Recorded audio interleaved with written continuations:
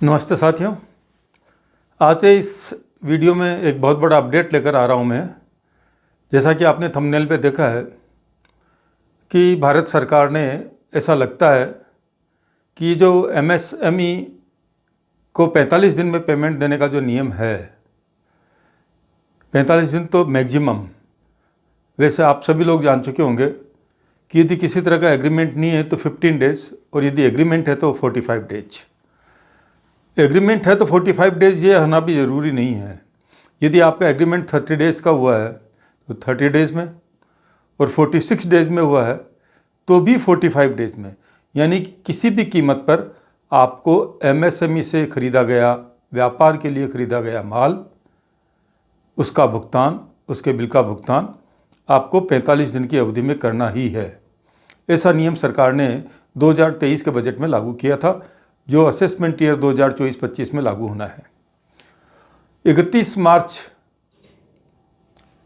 के बाद जो भी आउटस्टैंडिंग आपकी बुक्स में है वो सब आपकी इनकम में क्लब कर दी जाएगी, ऐसा ये कानून कहता है। इसमें एक बात ज़रूर है कि यदि कोई ऐसा बिल जो उस अवधि में ड्यू नहीं हुआ हो, यानी 31 मार्च को जिसकी ड्यू पेमेंट डेट नहीं आई हो, वो बिल यदि उसी फाइनेंशियल ईयर में अवधि में, बिल में जो नियत अवधि है उस अवधि में उसका यदि भुगतान कर दिया जाता है, वो बिल आपकी इनकम में नहीं जोड़ा जाएगा।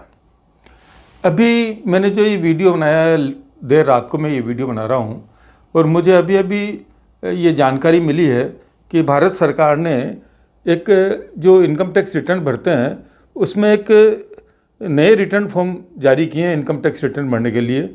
उसके अंदर इसने क्या किया, मैं आपको पढ़ के बतलाता हूँ।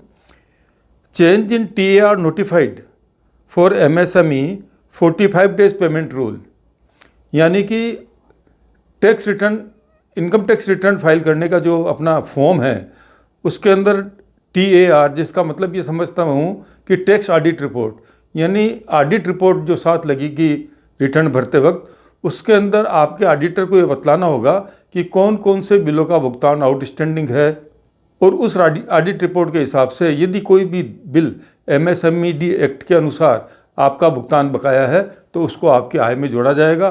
क्योंकि सरकार ने इनकम टैक्स रिटर्न फॉर्म में चेंजेस किए हैं, इससे ये साफ साफ लगता है कि भारत सरकार की मंशा इस कानून को वापस लेने की कतई नहीं है, जैसा कि बाज़ार में इन दिनों चर्चा में है कि सरकार इस कानून को वापस ले लेगी।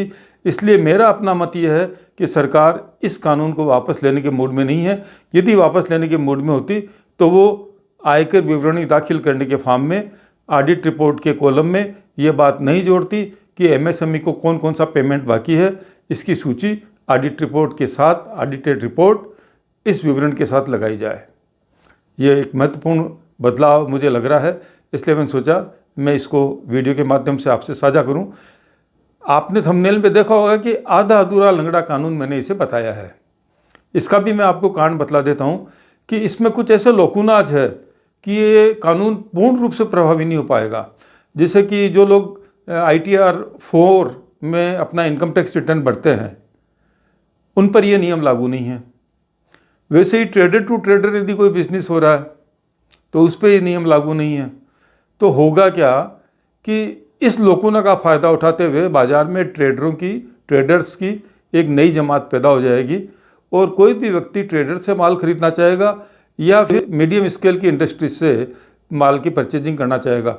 मीडियम स्केल की इंडस्ट्री से माल का परचेज करना इतना आसान नहीं है, मगर बीच में जो एक ट्रेडर की कड़ी है, हर आदमी ये चाहेगा कि जहाँ तक हो सके किसी ट्रेडर से ही माल परचेज करे। और मुझे लगता है कि ये जो लोकुनाज सरकार ने छोड़ा है, जैसे ITR 4 में रिटर्न फाइल करने वाले पे शायद ऐसी कोई अभी इसका स्पष्टीकरण आना बाकी है, पर ऐसा लगता है कि आज की डेट में जो लोग ITR 4 से रिटर्न फाइल कर रहे हैं उन पर यह नियम लागू नहीं होगा।